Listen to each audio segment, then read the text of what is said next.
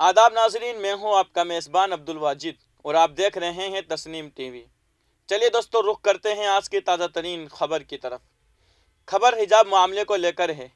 कर्नाटक का हिजाब तनाज़ा अब राजस्थान कानून साज असेंबली तक पहुंच गया है। ईवान में गवर्नर के खिताब पर बहस के दौरान आदर्श नगर के एमएलए रफीक खान ने अपोजिशन के अरकान की तरफ इशारा करते हुए कहा कि बड़ी बड़ी बातें करने वाली बीजेपी के लोग जय श्री राम के नारे लगाकर खौफ का माहौल पैदा करते हैं। रफीक खान ने कहा कि भगवान राम मर्यादा पुरुषोत्तम थे, उन्होंने वकार सिखाया है, उन्होंने कभी खौफ या खौफ की फिजा पैदा करने की तालीम नहीं दी है। बीजेपी रावण की तरह खत्म हो जाएगी। कांग्रेस एमएलए रफीक खान ने राजस्थान असेंबली में कहा कि भगवान श्री राम ने रावण से जंग की थी। बीजेपी की तरह इशारा करते हुए रफीक खान ने कहा कि ये लोग रावण बनकर आम आदमी से लड़ रहे हैं, इसलिए एक दिन इनका अंजाम भी रावण जैसा होगा।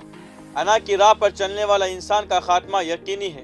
उन्होंने कहा कि वजीर आजम ने लोकसभा में कांग्रेस को टुकड़े टुकड़े गैंग कहकर मुखातब किया था। 5 रियासतों में इंतखाबात है, उनकी हुकूमत किसी एक रियासत में भी नहीं बनने वाली है। साथ ही महिला कांग्रेस के साबिक रियासती सदर और खवातीन कमीशन के चेयरमैन रेहाना रियाज ने भी बुर्का और हिजाब पर बयान दिया है। रेहाना रियाज ने कहा कि हिजाब और बुर्का के नाम पर लड़कियों को तालीम हासिल करने से रोकना मुनासिब नहीं है। हिजाब और बुर्का को पढ़ाई में रुकावट नहीं बनने देना चाहिए। फिलहाल की खबर में इतना ही।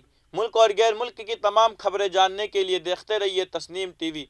आपके मेज़बान अब्दुल वाजिद के साथ। अल्लाह हाफिज़।